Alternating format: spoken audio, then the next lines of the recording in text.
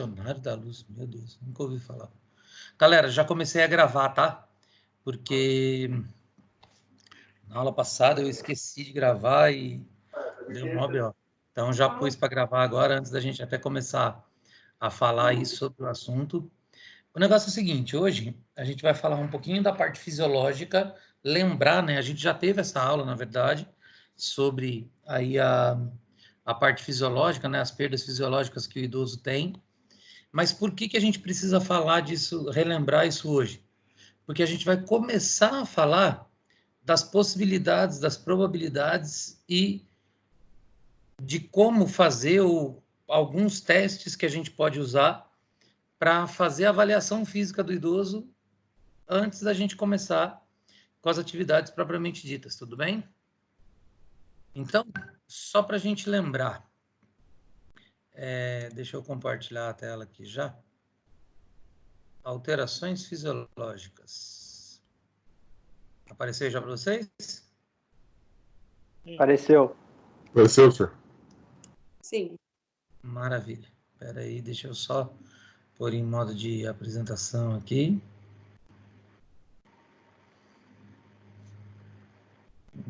Foi. Então, galera, olha só. Quando a gente fala, né, desse declínio, dessa capacidade física que o idoso perde, né, a gente está se referindo a quê? Na verdade, em todo tipo de alteração de composição corporal que o envelhecimento nos traz. E não tem como fugir disso. Mesmo os idosos mais treinados, mesmo os idosos que estão em atividade física, eles vão ter declínios. É claro que esses declínios serão menores, serão menos intensos, mas assim, impossível ele não acontecer. Daí tem gente que vai falar para mim assim: ah, professor, mas e o idoso que é atleta, que treina há muito tempo, que faz reposição hormonal, que faz uso de suplementação, né? Aquela idosa lá de 80 e não sei quantos anos do Japão, que faz fisiculturismo. Então, aparentemente, eles não demonstram, né, perdas nessa capacidade física.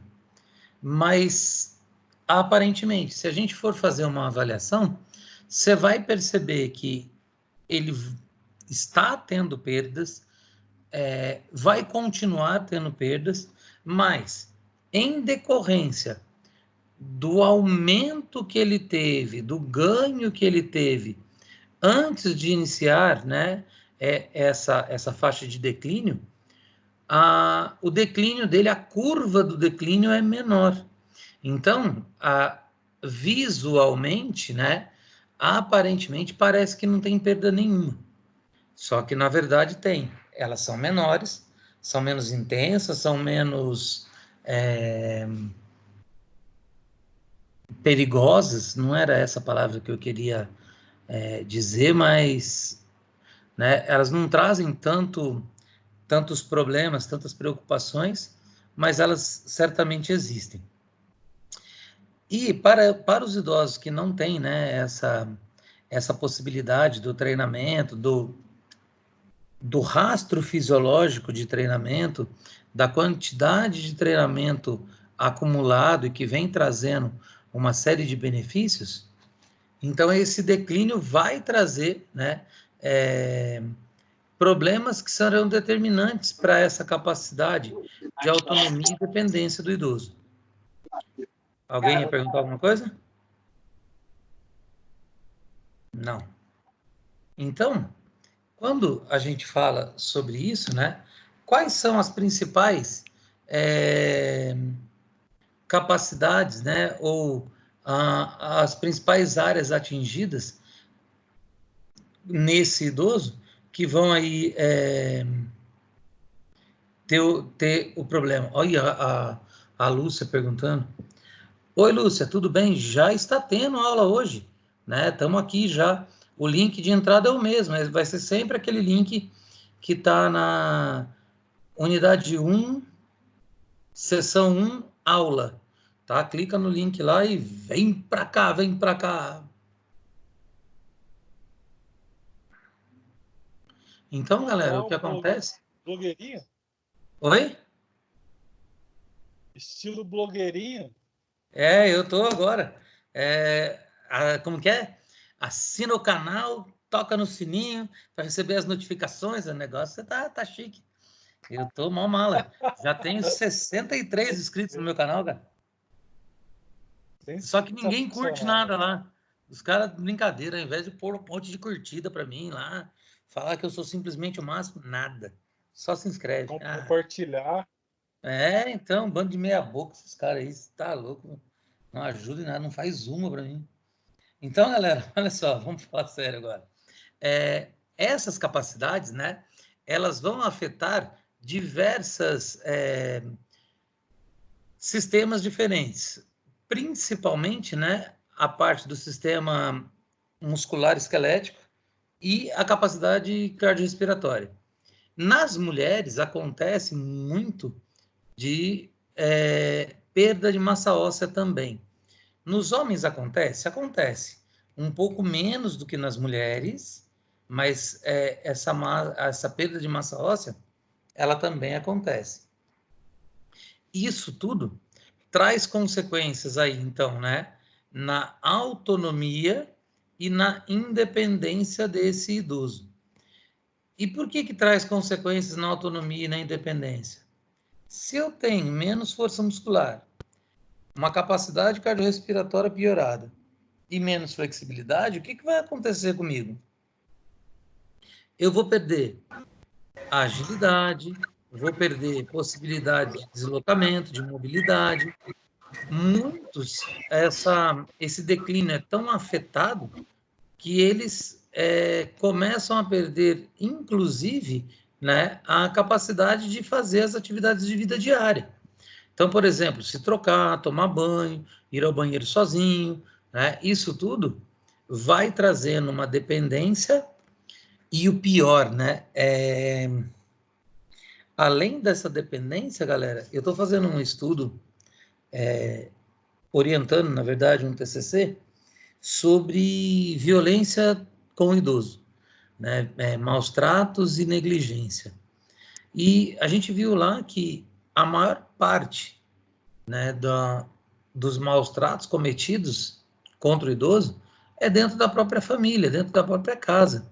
São as pessoas que se tornam cuidadoras em decorrência de, não quero deixar, né, meu pai ou minha mãe numa instituição de longa permanência e eu mesmo vou cuidar, só que daí a pessoa não tem paciência, não tem habilidade mesmo para cuidar, né? Acaba exigindo demais, briga, maltrata, porque assim, todas as vezes que a gente fala de maus tratos, a primeira coisa que a gente pensa é na violência, né? E a violência não é o principal dos maus tratos. A pior violência de todas, né, é a negligência, é deixar de lado, é não cuidar, não dar o mínimo do mínimo para esse cidadão idoso que está dependente, né, que essa pessoa que está cuidando é a única fonte de segurança e de atenção que ele tem, e a pessoa muitas vezes nem está ali, né? Esse é o pior tipo de violência relatado pelos idosos. Então, nós, né, temos que entender que quando a gente encara, né, um idoso para fazer um trabalho, para atender, para ajudar, a primeira coisa que a gente precisa é entender o que se passa com ele, né? Então, os maiores declínios, por exemplo, na força, né, na capacidade respiratória, na flexibilidade, são os pontos mais importantes para essa perda, né, dessa capacidade física e dessa autonomia. Então, por exemplo, na força, né, o que é a força? É a máxima tensão gerada por um músculo ou grupo muscular ao realizar uma contração. Agora, olha só, qual exercício de mobilidade, ou qual forma de mobilidade, ou qual tipo de mobilidade que a gente precisa fazer e que não usa força? Muitas pessoas vão falar assim, professor, mas para andar eu não preciso fazer força. Não preciso fazer força, realmente. Mas eu preciso tensionar o meu músculo. Eu preciso fazer uma contração muscular. Por menor que ela seja, por mais habituado que eu esteja a fazer isso, ali existe uma geração de força, existe uma contração muscular, e quando eu tenho perdas que começam a se acumular, e as perdas são cumulativas, vai chegar uma hora que eu não vou conseguir realizar, por exemplo, um movimento de elevar o joelho para dar uma passada um pouco mais ampla, né? Que teoricamente vai ser melhor, porque se eu tenho uma amplitude maior de passada, eu vou conseguir percorrer um espaço maior com um menor número de passos, ou seja, estou otimizando o meu gasto calórico, energético.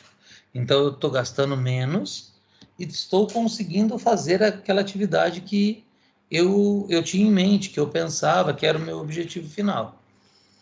Só que para isso, além da força, além dessa condição de mobilidade, eu preciso também ter um sistema cardiorrespiratório que vá me dar a resposta adequada em relação à quantidade de oxigênio que eu preciso consumir, ou principalmente inspirar e conseguir fazer a troca gasosa lá nos alvéolos pulmonares, antes de devolver o ar mais rico em gás carbônico para a atmosfera, né, para o meio. Então, essa condição de respirar melhor, né, de conseguir uma troca gasosa melhor, vai muito, né, de encontro ou ao encontro do interesse do idoso conseguir permanecer fazendo uma atividade por mais tempo.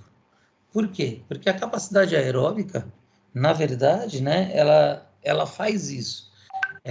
A forma como o organismo consome mais oxigênio de forma equilibrada e equivalente para que eu consiga me manter dentro do exercício por mais tempo. Não é coronavírus, não, podem ficar tranquilos. E a flexibilidade, e pela internet também não passa, né? Então tá tudo bem. E a flexibilidade é essa amplitude da passada. É quando eu consigo uma maior movimentação articular, utilizando aí a musculatura, né, a contração da musculatura, da melhor maneira possível para eu atingir o ponto máximo dessa amplitude. Agora tem um detalhe. Como que eu vou saber disso tudo se eu não testar? Como que eu vou saber disso tudo se quando eu vou começar a trabalhar lá com esse meu idoso, eu não fiz uma avaliação prévia do estado deles? Eu fui só pela observação, pelo feedback, mas daí um belo dia chegou uma pessoa e falou para mim assim: oi, professor, tudo bem? Como você está? Sou filho de tal idosa. Eu queria saber como que ela está fisicamente, porque ela sonha em voltar a andar, ela está na cadeira e a gente quer que ela faça o exercício. Eu até te pago horas a mais para estar aqui só para atendê-la, né? É uma residente lá da casa, porque ela está perdendo o movimento, ela não consegue mais andar. E o que a gente quer é fazer ela andar de novo para levar ela embora. Aí a primeira pergunta que eu fiz foi assim: tá, há quanto tempo ela está sem andar? Aí o filho me falou assim: fazem 6 anos que eu sofri um acidente, de moto, tive a lesão medular, então fazem 6 anos que eu estou de andador, né? Ele teve uma lesão, mas não foi ruptura total da medula, então ele perdeu muitos movimentos, mas não ficou paraplégico. Mas ele precisa do andador, porque ele teve uma atrofia muito grande aí da musculatura da perna, tem dificuldade de movimento, tem dificuldade com equilíbrio, uma série de complicações. Daí eu falei, tá, tudo bem, eu posso pensar no que é possível. Você tem algum exame da sua mãe? Ele falou, não, a gente fez uma eletromiografia e tal, mas foi uma eletromiografia superficial, lá deu que tá tudo certo, foi feito lá em Minas, o médico falou que não tem problema nenhum, que ela pode fazer o que ela quiser. Aí eu parei e pensei, tá muito impositiva a forma como ele está falando, né? Vou analisar isso direito. Eu falei, você pode trazer o exame para eu fazer? Para eu ver? Aí ele falou assim, mas você vai ver o quê? Eu falei, eu quero ver como que tá, para saber se eu posso ajudar ou não. Porque eu já tinha feito alguns exercícios com ela, principalmente em relação à força muscular, né, a contração muscular, e ela não conseguia tensionar o músculo, ela não conseguia fazer a contração. E isso me causou estranheza. Daí, quando o filho falou que não tinha problema nenhum, eu pedi para ver os exames. E realmente não tinha problema nenhum, né? Não tinha problema nenhum ela continuar na cadeira de roda, não tinha problema nenhum ela entender que ela não ia andar mais, não tinha problema nenhum ela e o filho aceitarem que ela ia ter uma hipertrofia por falta de movimentação, do que ficar tentando achar um culpado e pôr um profissional de educação física para tentar achar esse culpado. Mas daí eu fico me perguntando, né? Quem será que foi o culpado de verdade? Será que fui eu que, quando percebi a primeira vez que ela não estava fazendo essa atenção adequada, não procurei a família e orientei? Será que não fui eu? Porque quando eu percebi isso, eu tentei fazer com ela movimentos que iam fortalecer aquela musculatura, mas esse estímulo não seria aceito. E eu sabia dessa possibilidade, já que ela não conseguia contrair, né? Quando a pessoa não consegue contrair, subentende-se que o potencial de ação não está chegando naquele músculo, né? Vocês já tiveram fisiologia, não já? Alô? Ainda não, professor.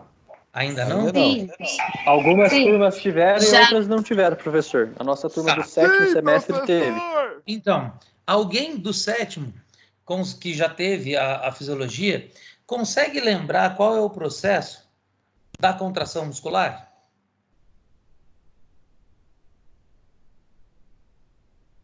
Isso é uma pergunta, só assim para lembrar. Consegue lembrar ou não, galera? É excêntrica e excêntrica, professor? Oi? As contrações Concêntrica e excêntrica. Não, então, não, eu quero saber o processo. Como que faz? Como que vai acontecer lá no músculo essa contração? Filamentos de miosina e actina deslizam e fecha o sarcômero. Aí Mas libera antes disso, o que que acontece, Rodrigo? transmissão neurológica, A transmissão neural, né? O potencial de ação. neural. Então, sai um sinal do cérebro, do sistema nervoso central, e vai até o músculo e fala lá, ó, tá na hora de contrair. E daí começa todo o processo, né? Da actina e miosina, que vão deslizar e fazer a contração e aquela coisa toda. Só que se esse sinal nervoso, esse potencial de ação não chega lá na placa motora, a contração não vai acontecer.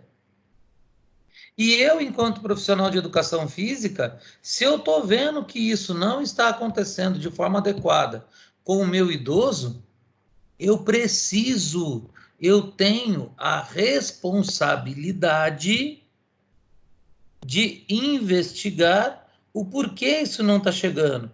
Professor, mas você não pode fazer exame. Mas quem disse que eu falei que você tem que fazer o exame? Eu falei que você tem que investigar. Você não pode fazer o exame? Encaminha para quem possa. Entendeu? Professor, Oi. uma dúvida só. Por causa dessa, vamos dizer assim, deixa eu achar um jeito mais fácil de falar. Você acha que prejudicou ela fazendo as atividades físicas com força na mobilidade dela ou não? Você acha que teve alguma coisa a ver com isso? Não, Teve uma na verdade, não. prejudicada? Não prejudica, sabe por quê? Porque, na verdade, ela nem conseguiu trabalhar a força. Mas o que eu acho que eu errei, né? E, assim, na verdade, eu também não podia, eu não tinha instrumentos adequados e suficientes para falar para essa idosa assim, ó, você não vai andar mais. Até porque eu não tinha visto até então o exame, ela não tinha feito a eletroneuromiografia, que comprovou que o sinal nervoso não chegava em determinado grupo muscular e por isso ela não conseguia se manter em pé. Então ela se tornou cadeirante por uma interrupção de sinal neural. Entendo. O sistema Mas, nervoso dela professor, entrou numa degradação que deixou de levar o sinal nervoso para a extremidade, para as duas pernas. E foi nas duas. Então, do joelho para baixo, essa idosa não sente nada. O pé esquerdo, ela movimenta um pouquinho. O pé direito, praticamente nada. Só que o que é mais estranho é que, assim, apesar disso tá aí uns 8 meses, né, que foi detectado, ela não teve perda nenhuma em relação à circunferência da perna. Nem na proximal, nem na medial, nem na distal. E não está inchado, não é inchaço, não é edema. O músculo dela ainda está preservado, ela não teve perda muscular, apesar de ter diminuído muito a Professor, possibilidade de movimentação. Diga. então, como o senhor falou, o movimento ainda chega no pé dela.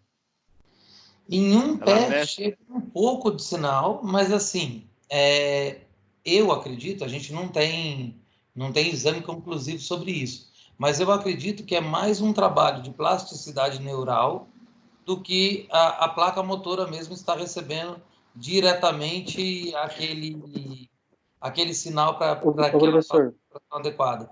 Seria como tivesse, tipo assim, como se fosse um monte de fiozinho, mas ali tivesse alguns fiozinhos cortados, a gente tá chegando a informação, mas tá chegando fraca. Exatamente. mas o professor, Oi. não sei, acho que não é da nossa área, mas sei lá. Seria mais da área da fisioterapia, uma dúvida. Aquela ativação com choques elétricos que eles dão, eu não sei o nome, será que não seria viável para ela? Então, a gente tem uma fisioterapeuta lá na casa, e só que a gente não pode fazer estimulação elétrica nela porque ela é hipertensa. Ah, E em quem é hipertenso não é aconselhável, né? Não é nem permitido, na verdade, fazer estimulação elétrica. Mas, mesmo assim, não surtiria efeito, né, para ela recuperar o movimento. Por quê? Qual foi o diagnóstico dela? Ela desmielizou a bainha de mielina. Ou seja, todos os nossos neurônios, eles são cobertos, eles são protegidos pela bainha de mielina. E ela perdeu essa bainha de mielina. Então, quando o sinal nervoso chega naquele determinado neurônio, ele se espalha, ele se perde. Por isso que não chega na placa motora. tá bagunçado então os neurônios dela. Então, não são os neurônios. O médico falou que é um filamento direto de neurônio. né? O que iria diretamente naquela placa motora, naquela unidade motora, tá? O médico não deixou o exame comigo, ele só falou, deu uma parte lá do laudo. Não foi nem para mim, foi para o geriatra da casa. Aí o geriatra que deixou um relatório para mim, que esse neuro que fez o exame passou para ela. Mas o que acontece, galera, é assim, eu tentei uma medida paliativa com ela, né? Na verdade, comecei a fazer um estímulo de força de forma paliativa para diminuir com ela a possibilidade da perda. E por isso que eu acredito que está conseguindo manter ainda essa massa muscular dela preservada, né? Apesar de não ter tanto movimento, porque ela se esforça muito, porque ela tem muita vontade, né? Ela, apesar da notícia ruim, né, de não poder andar mais, ela não se deixou abater, como outras pessoas às vezes deixam, né? E eu não posso culpar ninguém por isso. Por exemplo, a gente ouve muita história de pessoas assim, nossa, a pessoa estava muito bem e tal, não sei o que, de repente ela descobriu que tinha câncer, se acabou, né? E por que isso acontece muito? Porque apesar de tanto tempo que se conhece o câncer, a medicina até hoje não tem um tratamento conclusivo, né, para o câncer. Por quê? Porque são vários tipos diferentes. E parece que a doença ela sofre mutações genéticas constantemente, né? Porque o Hospital das Clínicas, por exemplo, o setor de oncologia do Hospital das Clínicas é um gigantesco de um laboratório de experimentos de tratamento, de medicação, de quimioterapia, de radioterapia, em formas, em intensidades, em ciclos diferentes, para tentar salvar vidas. E eles conseguem salvar muitas, mas eles também perdem muitas. Então, o que acontece é assim, muitas vezes a pessoa recebe um diagnóstico de câncer e ela mesma assina o atestado de óbito dela, porque se entrega, né? E eu, para tentar evitar isso, eu pus pilha nessa senhora que a gente ia trabalhar, que ela ia voltar a andar. E quando ela ouviu isso, nossa, para ela foi um choque gigantesco. E para mim, então? Ela porque sabia que não podia andar, e eu porque eu sabia que eu iludia.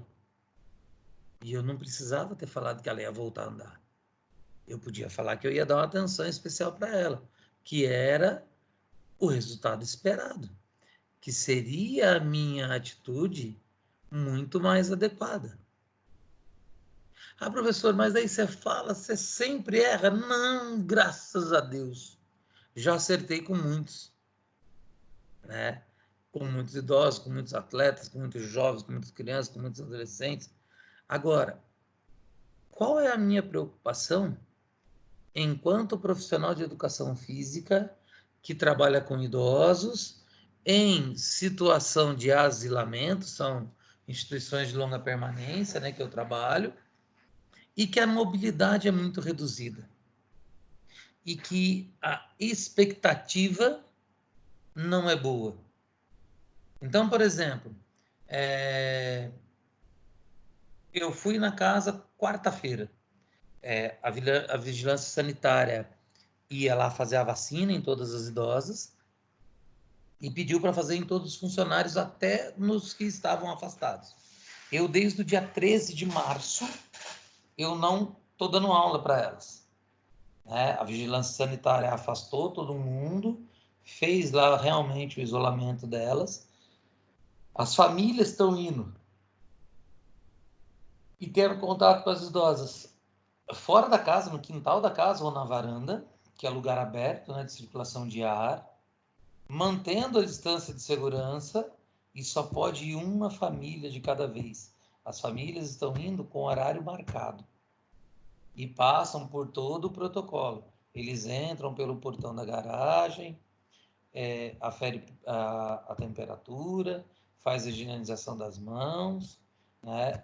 Os que precisam põem luva, alguns põem a proteção no sapato, como se fosse uma luva, né? Porque no sapato também pode trazer e tal. Então tem todo um protocolo sendo seguido, que foi indicado pela Vigilância Sanitária da cidade, para que elas pudessem receber as visitas. Aí eu fiz a proposta de mandar a minha aula gravada para elas, porque a hora que eu fui lá na quarta-feira para tomar a vacina, eu cheguei na porta e cumprimentei elas. Galera, é triste demais. Você vê o quanto esse declínio ele é cruel e rápido, né? Muitas não me reconheceram, não só as duas que normalmente não me reconhecem, outras não me reconheceram, né? Elas não sabiam o que me falar, né? Porque eu não podia me aproximar, não podia falar alto, porque se você falar alto, você aumenta o tom de voz. A chance da dispersão, né, de gotículas da boca é muito maior. Então, eu tive um contato assim muito mais visual e distante com elas, o que para mim é muito triste. Mas o que me deixou mais triste foi ver a intensidade desse declínio. Não que eu, uma vez por semana, vou fazer a diferença, vou salvar a vida de todos e vou evitar esse declínio. Não, eu sei que não, né? O meu trabalho lá, eu já falei para vocês, ele é paliativo. Mas olha, além de mim tem a fisioterapeuta, a terapeuta ocupacional, a musicoterapeuta, né? Então elas têm bastante atividades. Na verdade, elas têm um profissional especializado em cada dia. Então, todos os dias da semana elas têm algum tipo de atividade, não necessariamente física, mas intelectual, artística, manual. Por quê? Para que elas se sintam bem e ativas. Aí, a gente entra no seguinte, olha lá. Quando vai perdendo a força, o que acontece? Né? A diminuição desse estímulo nervoso, chegando até as fibras, a quantidade de unidades motoras que diminui, o potencial de ação que vai diminuindo, né? O menor aporte de cálcio para que haja interação entre os filamentos de actina e miosina. E esse processo se inicia a partir dos 30 anos de idade, para todos nós. Sendo que essa redução é aproximadamente de 6% a cada 10 anos de vida. Se começa com 30, com 40 você perdeu 6, com 50 mais 6, você está 12.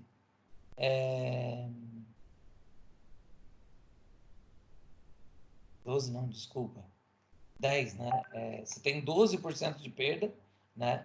Em 20 anos. Então, lá, de 30 a 40, 6, de 40 a 50 mais 6, de 50 a 60 mais 6. Já foi para 18%. Então, quando você entra na idade de idoso, na classificação do idoso, né, com 60 anos, você já teve uma perda de 18%. E isso é uma perda muito significativa, né?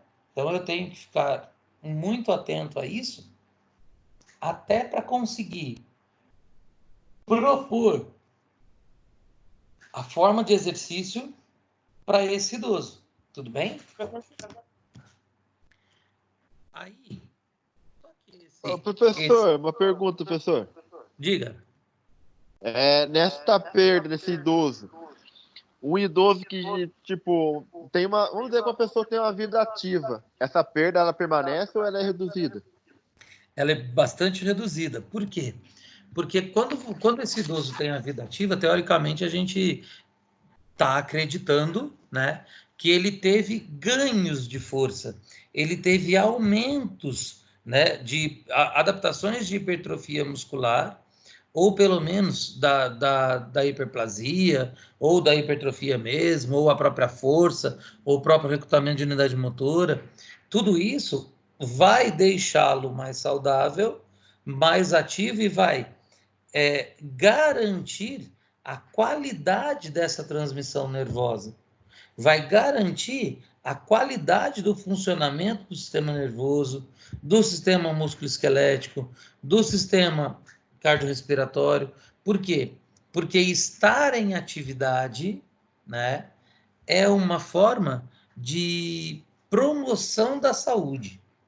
Então, por exemplo, vamos voltar aí à pandemia. Vocês viram que saiu aí não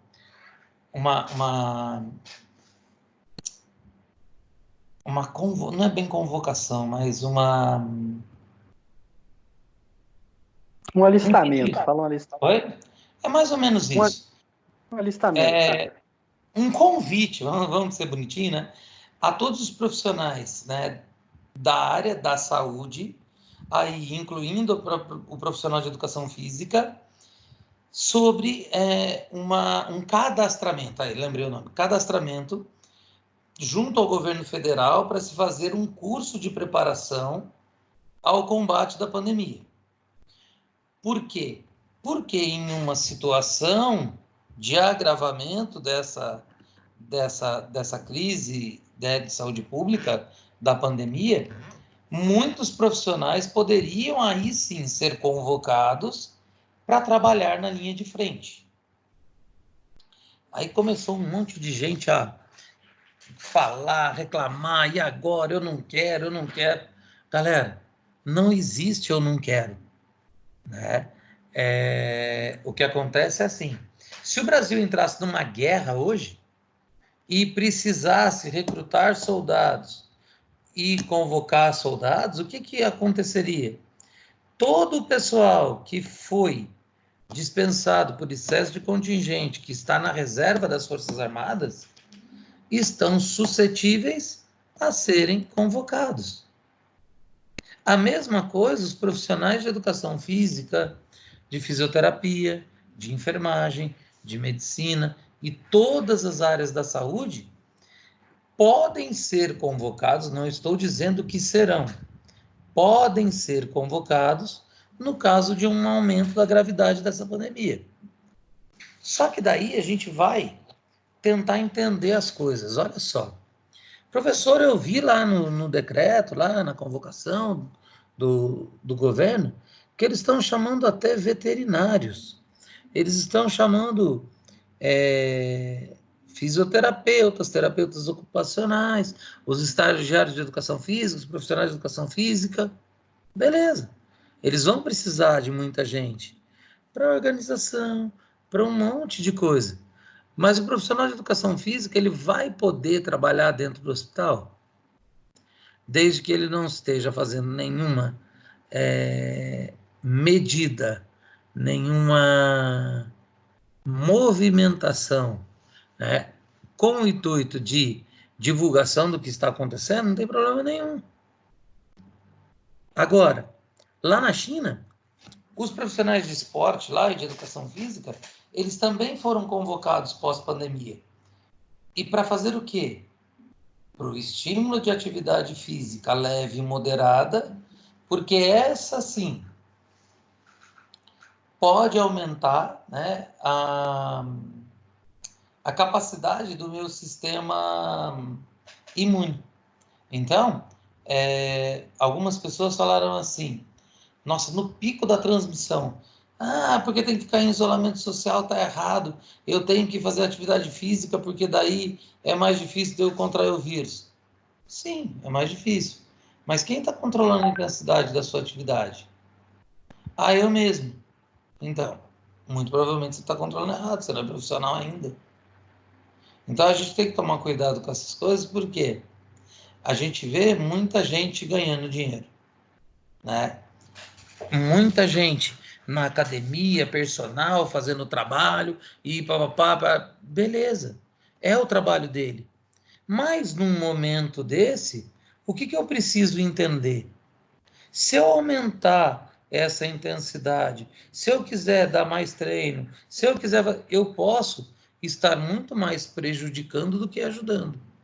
Então, eu tenho que entender essa nuance e, por exemplo, quando eu estou trabalhando com idoso, eu entender que essa diminuição de capacidade, ela é grande, né? E a pessoa vai sentir muito. Então, por exemplo, quando a gente fala no consumo de oxigênio, que é responsável pela manutenção, né, da atividade física de baixa intensidade por mais tempo, eu tenho uma perda mais ou menos de 1% ao ano num indivíduo adulto.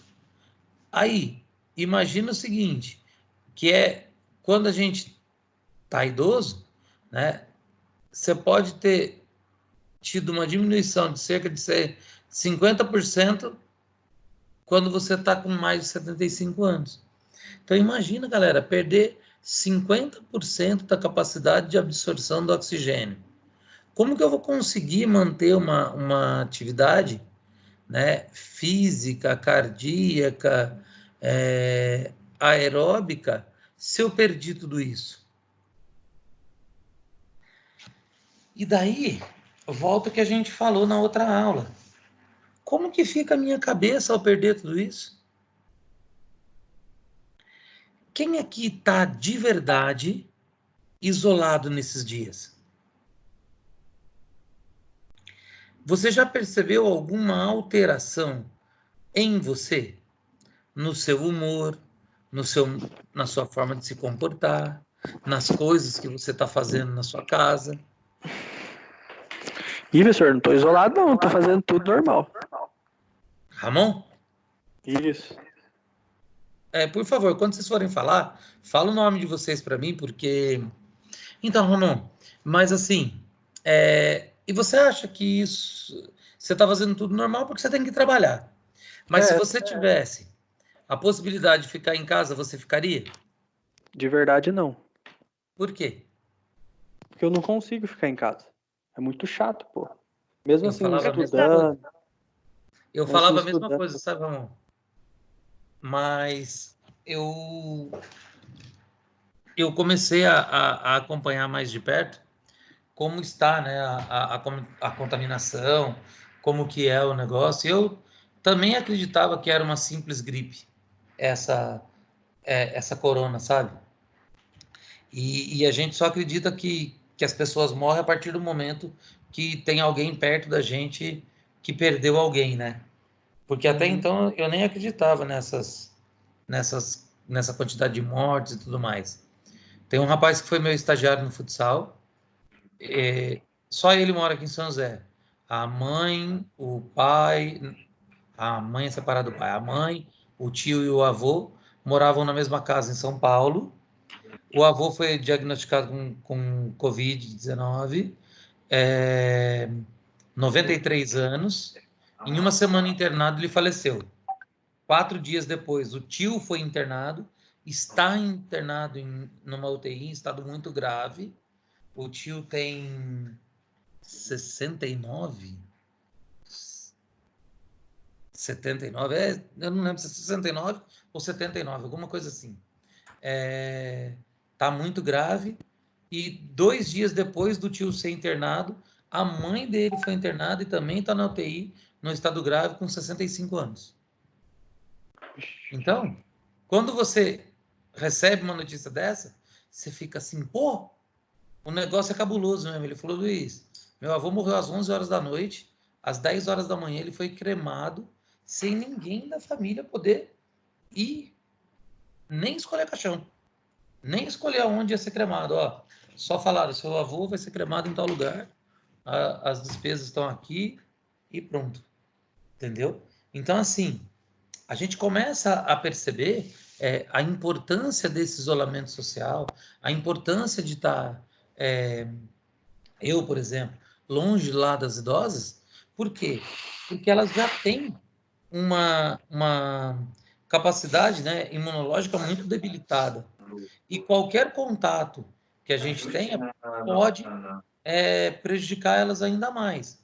Eu sei que sem a atividade elas estão piorando, sei. Só que o que é melhor? Elas piorarem essa condição agora e daqui a um tempo eu voltar lá e tentar fazer um trabalho recuperativo, ou eu manter elas agora e elas entram numa linha de transmissão e morrem. Não, mas é isso. Não, mas é a autenticação do worker, não tem nada a ver. Como que é? Tá? Se Não, uma pegar, professor, todas pegam, viu? não entendi. E se uma pegar, todas pegam. Sim, porque elas estão num ambiente onde elas estão em contato muito próximo o tempo todo, né? E outra, a gente for ver, lá, a mais nova hoje está com 69 anos, 68 ou 69, né? E a mais velha está com 95 ou 94, alguma coisa assim. Então, elas estão numa faixa de uma periculosidade para a transmissão muito grande.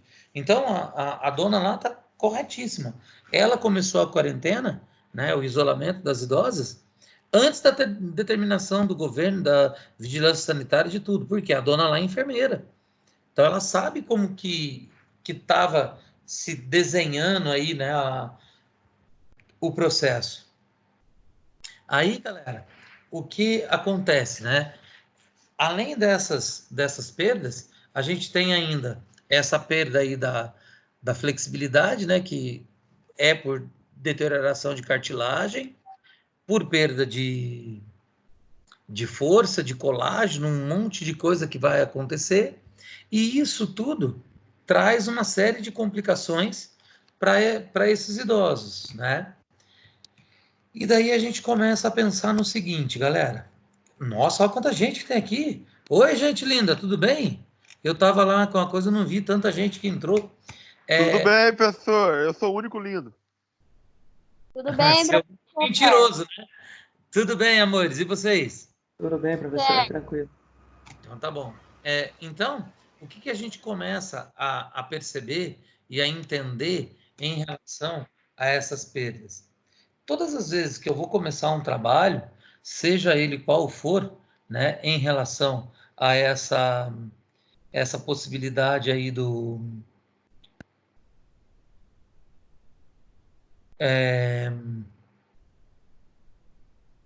dessas perdas e do treinamento e da melhoria, a gente precisa ver o seguinte: eu preciso avaliar esse idoso. Será que todas as vezes vai ser possível fazer essa avaliação? Quer ver? Ramon, como que é feita a avaliação física lá na casa do idoso? A avaliação física lá, hoje em dia, é simples. Antes não era tão simples assim, mas agora é só uma ficha de anamnese, circunferência, peso e altura. Só isso, não faz mais Só nada. isso. Não. Mas lá, mas tem uma avaliação médica também, né? Tem Bom, isso eu já não. tem um não- geriatra, tem um médico Tem na casa. geriátrica lá, tem. Isso tem. Então, eles passam por uma avaliação antropométrica, uma anamnese de recordação, né, de memória e tudo mais. Por quê? Porque vai, com certeza, você sabe quais são as questões, as perguntas que tem nessa anamnese, ou, Ramon? Lesões, né, patologias, se toma algum remédio, alguma lesão de joelho esquerdo, direito, ombro, consegue sentar, consegue achar, incontinência urinária. Deixa eu lembrar mais alguma coisa aqui. Diabetes, hipertensão. Se fuma, Essas se bebe. coisas assim. Se fuma, se bebe. Tem quem mais trabalha lá, além do Ramon? A Joyce, professor, eu. Só que eu A trabalho na outra. Ah, tá. Então, olha só. Então, a gente tem duas pessoas que trabalham numa casa, né, na casa do idoso, que é super estruturada em relação a equipamento, a material, a espaço e tudo mais.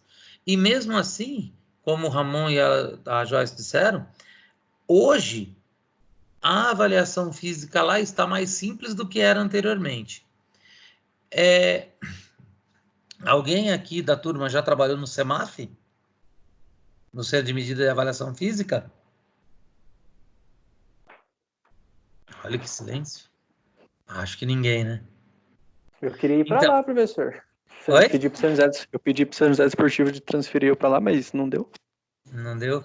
Então, lá no CEMAF, eles têm vários protocolos de avaliação, né? Para idosos e protocolos diferentes. Por exemplo, eles avaliam todos os idosos que vão para os Jogos Regionais de Idosos, para o JORI. A avaliação desses idosos segue um determinado protocolo. Um idoso da comunidade que não pratica atividade física competitiva e tal, que quiser passar por uma avaliação, ele pode. Tem um outro protocolo mais simples, que vai atender à necessidade, à expectativa desse idoso, mas que não precisa ir tão a fundo. Por exemplo, em alguns quesitos da avaliação, como acontece com os idosos que são atletas, né? Mas quando a gente fala aqui de todas essas perdas que a gente já citou, quais seriam as avaliações mais indicadas para esse idoso que vai começar uma atividade?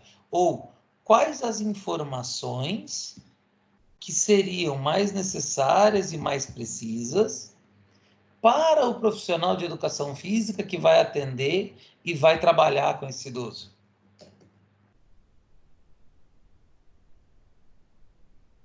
Doença crônico-degenerativa? Doença crônico-degenerativa é uma. O que mais? Incontinência urinária. Incontinência urinária. O que mais? Lesões de joelho, articulares. Lesões artrose. em geral. Tá. Diabetes? Hipertensão, professor. Diabetes, hipertensão. Então, uma avaliação de síndrome metabólica em geral. Mas isso tudo eu posso fazer através de anamnese, não posso? Sim. Sim. Mas nem sempre eles falam a verdade. Aí é que tá. Além, então, da minha anamnese, Sérgio, o que eu preciso? Testado médico?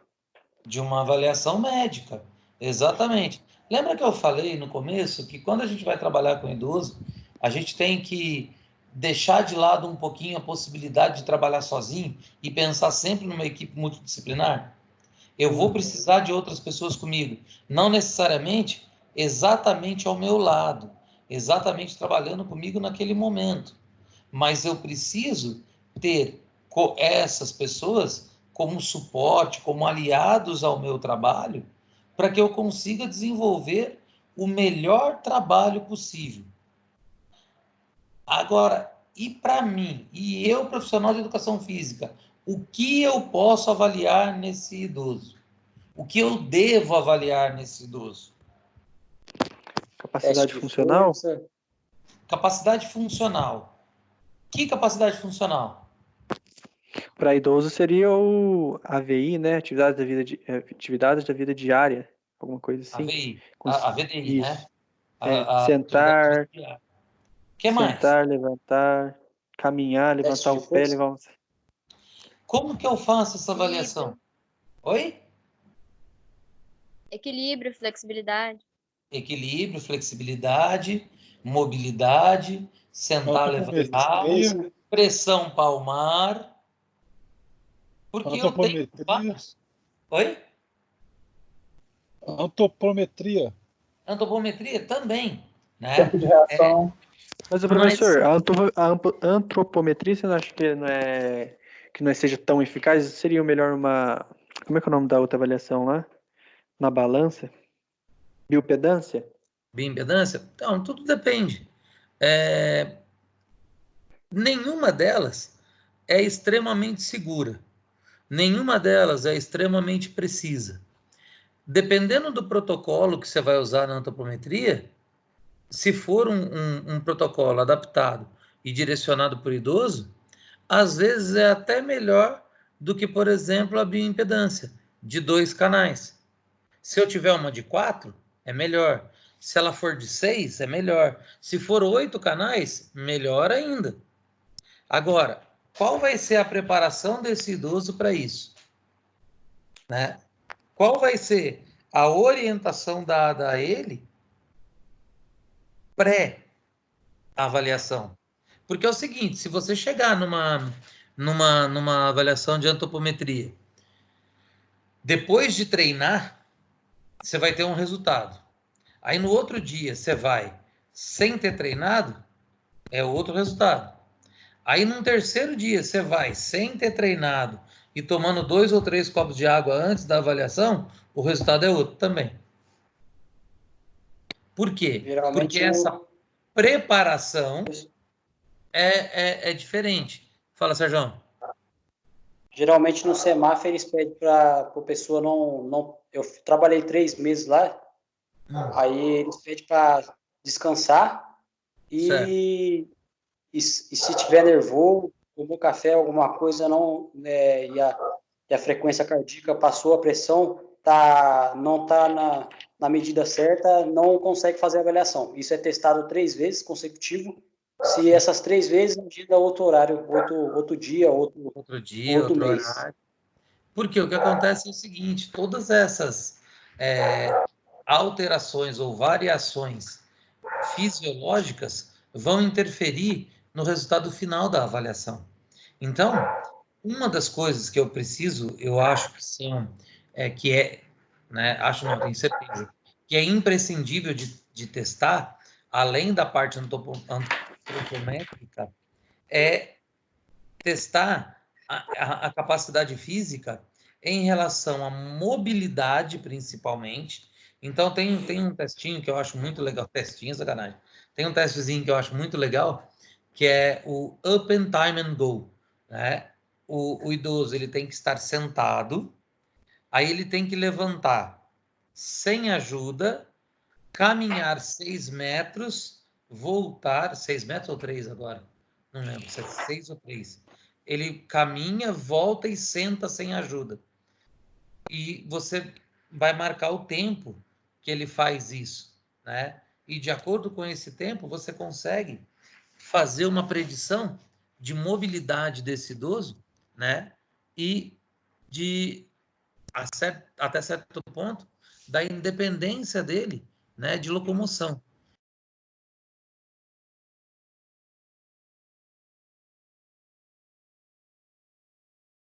Teste de força com o idoso, de membros inferiores, se for o idoso lá no leg press, fala assim, vamos aí, 300 quilos, vai! Por ele...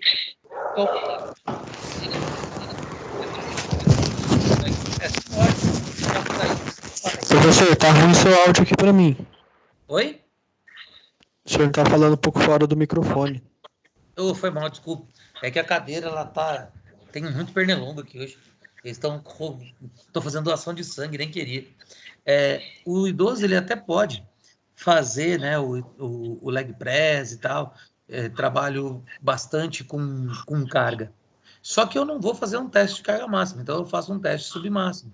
Eu faço uma predição de exercício, né, de carga, na verdade, de acordo com a resposta que ele vai me dar. Então, às vezes, né, eu consigo trabalhar com a ciência de forma muito bem amparada e outras vezes eu acho que não é tão indicado assim.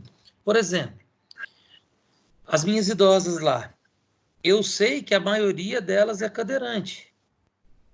Eu não fiz nenhuma avaliação física com elas. Nenhuma. Desde o primeiro dia. Faz quase 2 anos que eu tô lá. O que eu faço? Eu tenho feito avaliação de retorno, feedback, escala de Berg, para ver como que elas estão de cansaço, como elas estão de esforço.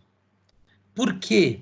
Galera, eu não tenho lá outro objetivo a não ser, né, o trabalho paliativo. Então, lá, na verdade, eu vou para diminuir o máximo que eu consigo o sofrimento delas. Eu não tenho lá nenhuma pretensão de melhorar, por exemplo, a qualidade física delas para elas saírem de lá, ficar em pé e dar uma volta no quarteirão andando. Entendeu? Teve um dia que eu quis sair com elas da casa, andar até a esquina e voltar. Algumas já falaram que era demais. Que elas estavam extremamente cansadas, que não conseguia porque ir tão longe. Né? Teve uma outra que estava na cadeira de roda que ficava para mim assim, já tô cansada. Eu falei, mas você não fez nada, você está sentada. Não, porque o sol está me incomodando, porque o vento está muito forte. E daí aparecem todas as reclamações do mundo. E nada disso, na verdade, estava acontecendo. Então, a gente precisa conseguir entender e observar isso, né, de acordo com essas possibilidades de avaliação que eu tenho. Então, por exemplo, como é o nome daquele aparelhinho que a gente aperta para ver força no braço? Esqueci agora. Vocês já tiveram medida de avaliação, né? Com o Ronaldo. Dinamometria, professor. Isso, Dinamômetro. A gente tem um protocolo de avaliação de qualidade de vida para idoso a partir do teste do dinamômetro. Que você vai predizer, de acordo com essa força que ele tem de pressão palmar, qual é você tem uma predição da qualidade de vida dele. Por quê? Quanto maior a pressão palmar ele tem, mais possibilidade de conseguir realizar as atividades de vida diária ele vai ter em relação à higiene, à troca de roupa, à alimentação, e tem mais um quesito. Higiene, banho, troca de roupa, banho, troca de roupa, higiene e alimentação, tá? E daí eu pego, junto com esse, eu faço esse Up and Time and Go, que eu vejo a mobilidade. Então, em 2 testes teoricamente simples, não muito simples, porque para você ter um dinamômetro, né, não é tão caro assim, mas não é comum, não é qualquer pessoa que tem ele na mão toda hora. Mas, assim, você pega lá no Semaf, eles têm. Né? Tem alguns profissionais que eu conheço que têm. Eu lembro que quando eu trabalhei com personal, eu preferi comprar um compasso de dobra cutânea, né? Eu comprei um da Sany, que era o melhor que tinha, fundo para o mar, frente para a praia, dava 15 litros de leite, fazia 50 km com litro, sabe aquele negócio todo? Por quê? Porque esse trazia para mim o resultado que eu precisava. Eu poderia ter pego um mais em conta e um dinamômetro, porque tinha esse combo lá de avaliação, né? Era o compasso, o adipômetro, um dinamômetro e uma fita métrica daquelas retrátil, bonitinha, toda, que ficava o mesmo preço do aparelho que eu quis. Eu falei, eu não vou usar dinamômetro, né? Eu nem pensava em trabalhar com idosos nessa época, eu trabalhava só com os atletas. Eu falei, para mim isso aqui é melhor do que qualquer outra coisa e tal. E, galera, sinceramente me arrependi. Né? Se eu tivesse comprado esse dinamômetro na época, hoje, na verdade, ele estaria sendo muito mais útil para mim do que o compasso dobra cutâneo. Tanto é que o compasso dobra cutâneo está com a minha filha.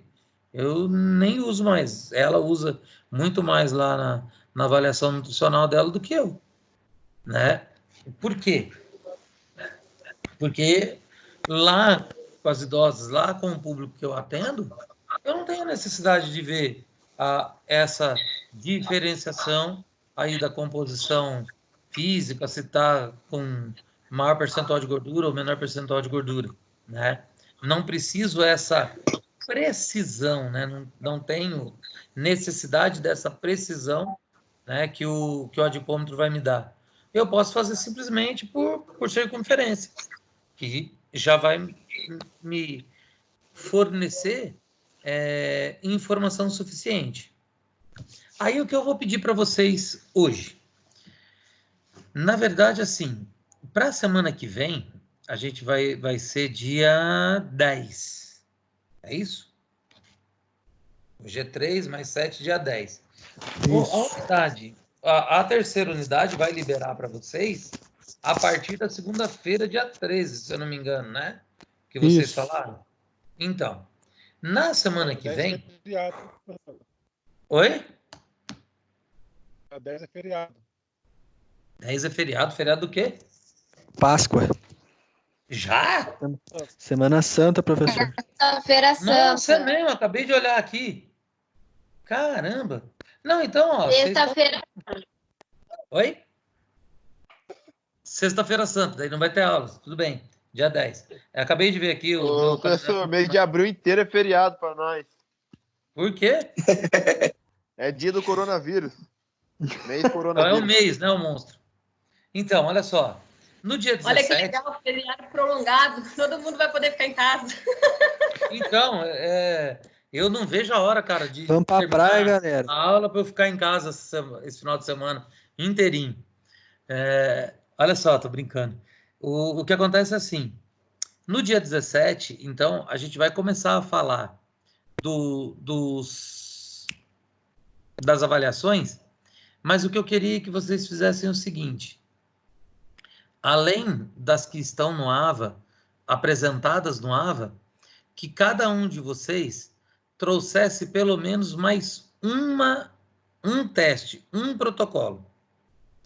Né? E como vai ser esse trazer o protocolo? Vocês vão colocar, eu vou direto aqui, ó, no meu... Vocês já têm o meu e-mail, mas eu vou escrever aqui de novo, só para garantia. 17 a aula vai ser na Anhanguera já. Deus quiser, mas daí você vai levar de qualquer jeito. Se a gente já estiver lá, você não precisa mandar no meu e-mail. Se dia 13 voltar a aula, tudo bem? Mas acho que o senhor não volta, não. Grupo de risco. Oi? O senhor não Grupo volta, de não. risco? Grupo de risco. Tá, O professor vou está no grupo lembrar. de risco. Eu vou lembrar disso na hora de corrigir sua prova. Vou riscar ela inteirinha. Eu vou falar assim, olha o grupo de risco aqui. Toma, Evan. Eu está grupo de risco. Vai dar um riscão na sua prova. Aí vê só, de cima e embaixo. Galera, olha só. Já apareceu aí para vocês? Alô? Já. Então tá. Sim. Anota aí o meu Já, e-mail, professor. que vai Vou ser tirar o um seguinte. print. Presta atenção. Aí. O trabalho Eu já vai tirei ser- o print aqui, galera. Depois eu mando lá no grupo. Aí sim, hein? Olha só. O trabalho vai ser o seguinte. Cada um de vocês vai pesquisar uma forma de avaliar o idoso com o protocolo de resultados. Então, por exemplo, Open Time and Go. Você vai ver lá. Você vai pôr toda a descrição dessa avaliação e qual é o protocolo de avaliação. Então, se ele fez 2 vezes, ele está bom. Se fez 15 vezes, ele está excelente. Se fez 30 vezes, ele é o Superman. Entendeu? Eu quero esse protocolo, né, essa padronização de avaliação. Para a turma da manhã, eu pedi isso e eles não entenderam, cara. Eles estavam achando que eles iam inventar as avaliações. Não. Eu quero avaliações que são validadas, né, protocolos validados cientificamente. Então, você vai pôr a descrição do teste, o material usado e o protocolo de resultados. Professor, mas dia 17 a aula já vai ser lá na Anhanguera, vai ser presencial. Beleza. Se for isso, não precisa mandar no meu e-mail, ok? Você vai levar essa avaliação pronta, porque a partir do dia 17, aí a gente vai começar direto com aula prática de possibilidades de atividades com o idoso, das possibilidades de avaliação com o idoso e vamos seguir até o final. Tudo bem? Pelo menos daí, vai ser pelo menos um mês direto de aula prática, sem contar o dia da prova. Oi. Professor, esse método, esse protocolo que o senhor está falando é para tipo assim, quero testar a flexibilidade, aí eu encontro um protocolo para aplicar no idoso, é isso? Exatamente. Aí você vai tá. ver um protocolo de flexibilidade. O que eu vou precisar? eu vou precisar de uma fita métrica, de um banco não sei das quantas, de um gancho para pendurar o idoso de ponta cabeça. Beleza. Então, você vai fazer para mim a descrição inteira desse teste, do material que precisa, da forma de aplicação. E o resultado, como eu comparo esse resultado? Por exemplo, eu vou dar um exemplo do teste, que nem se usa com idoso, mas até para não ficar dando spoiler para vocês aqui, imagina um teste de VO2 máximo, um teste de 12 minutos. O Kenneth Cooper desenvolveu o teste de 12 minutos para fazer uma predição do consumo máximo de oxigênio, do VO2 máximo das pessoas. Então, ele tinha além da descrição do teste, que você tem que correr durante 12 minutos numa pista plana, de 400 metros, preferencialmente uma pista de atletismo, com uma roupa assim, assim, assim, de forma adequada. Você tem que evitar lugar que tem oscilação, de altura. Então, na rua não dá, porque tem subida, tem descida, tem carro, tem esquina que você tem que parar, tem que ser um lugar livre. Então, tem toda essa descrição. Aí vem a descrição de como é a aplicação do resultado do teste. Então, você orienta a pessoa que ela tem que correr num ritmo que seja o mais constante possível durante todo o percurso, e quando der 12 minutos, ela para no lugar que ela estava, fica andando em círculos até o próximo sinal. Não adianta se poupar no começo e querer correr muito no final, não adianta correr muito no começo e andar no final, porque nas duas situações o teste é irreal.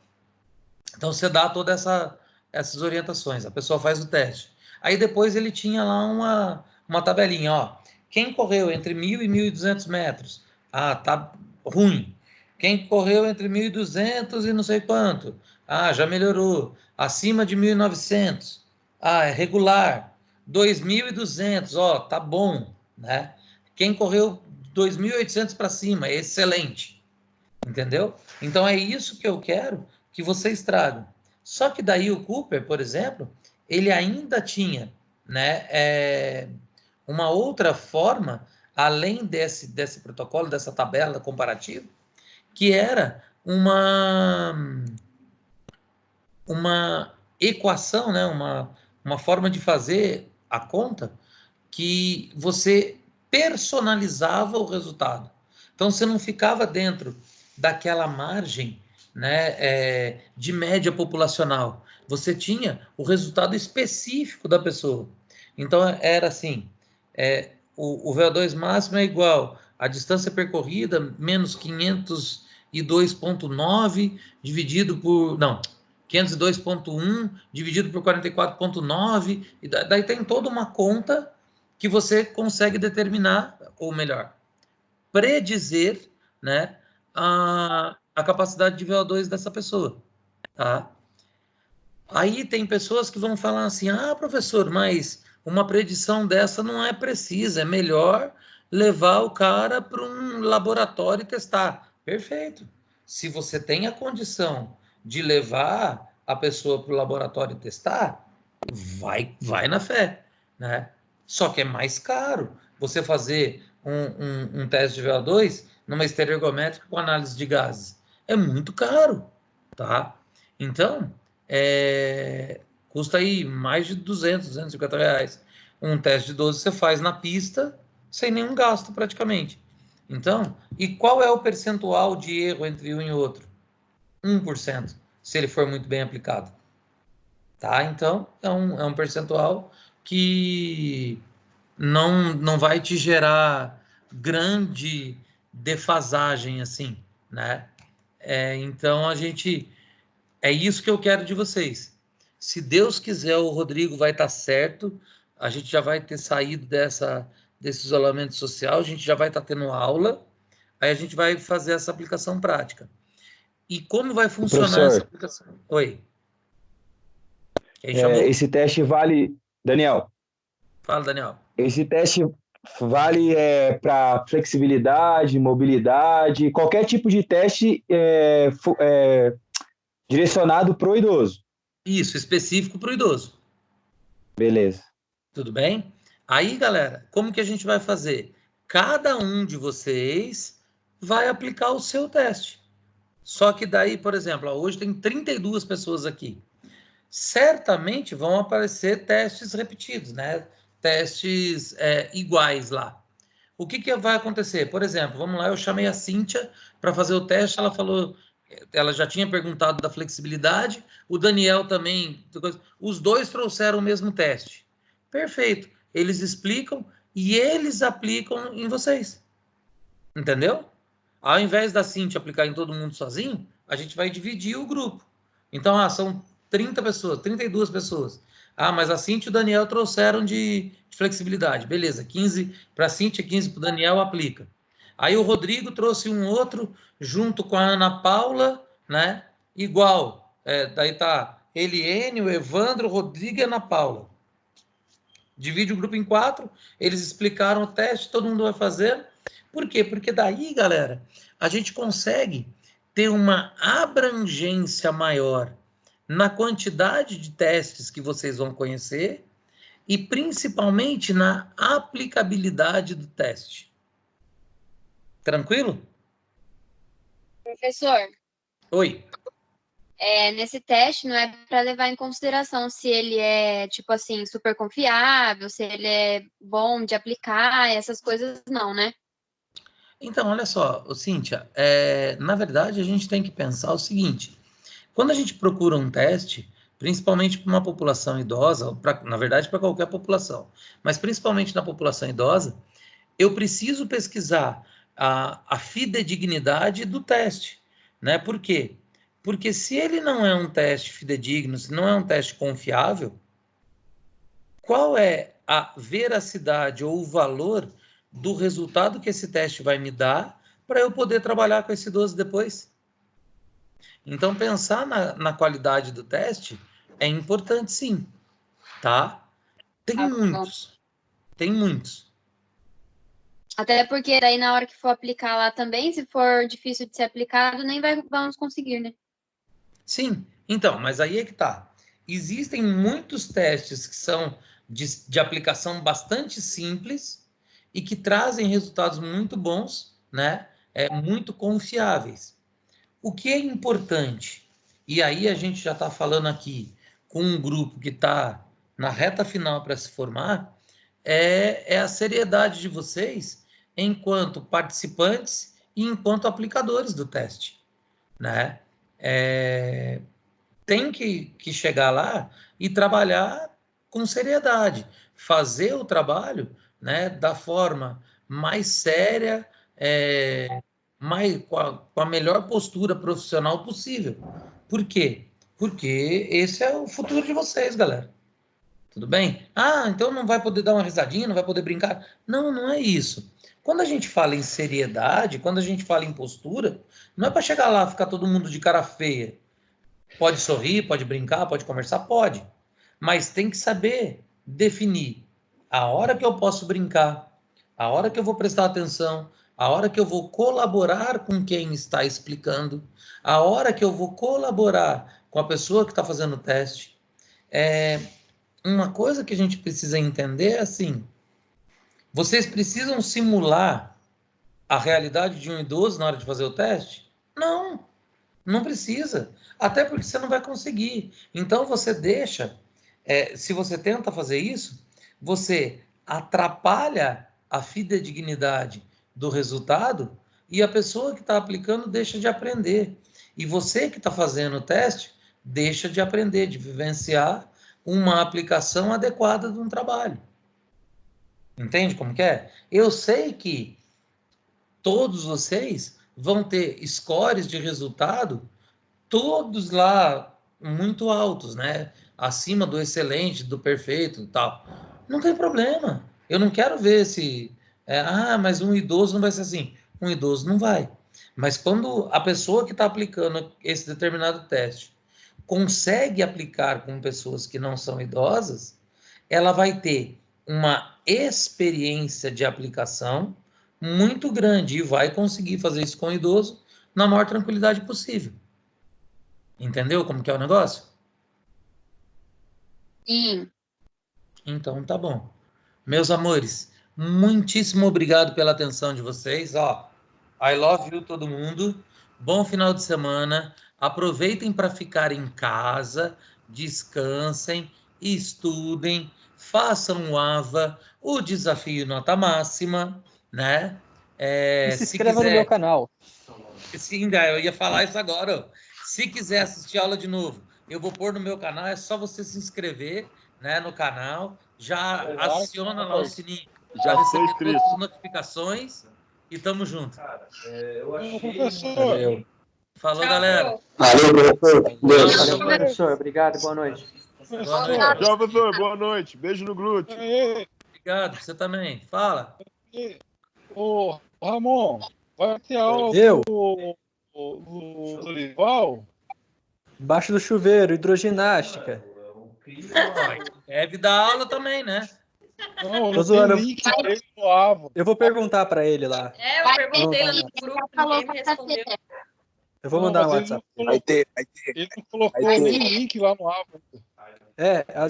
Ele enviou um, Vai ter, doidão. ele Não enviou um link colocou pra mim. o link. Não, é o Ele enviou mesmo. um link pra mim da semana outra passada. semana, galera. É, Não ó, tem por link exemplo. do Dorival. Ah, Ele tá. não pôs link ainda. Não pôs aí. Ele enviou pra mim um link da aula Ah. passada, só É que o não mesmo. era da nossa turma.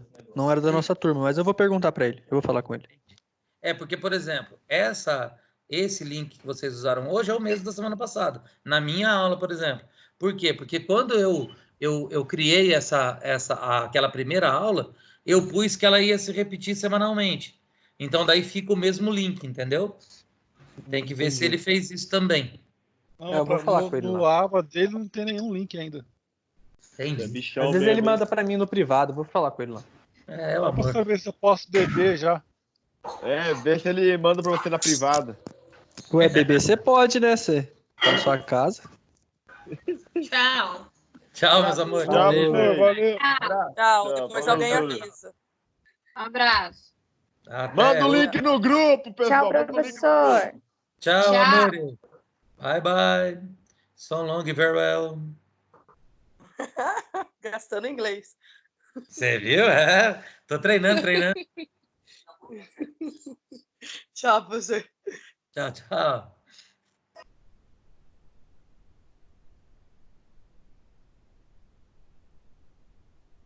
Vou parar a gravação, hein? Tchau pra vocês. Até mais. A Cintia não deu tchau ainda. Até Ah, mais. Tchau, Tian. Tchau, professor. Tchau, Cíntia, amor mio. Agora eu posso parar a gravação. Pode. Até Tchau. mais. Tchau, tchau.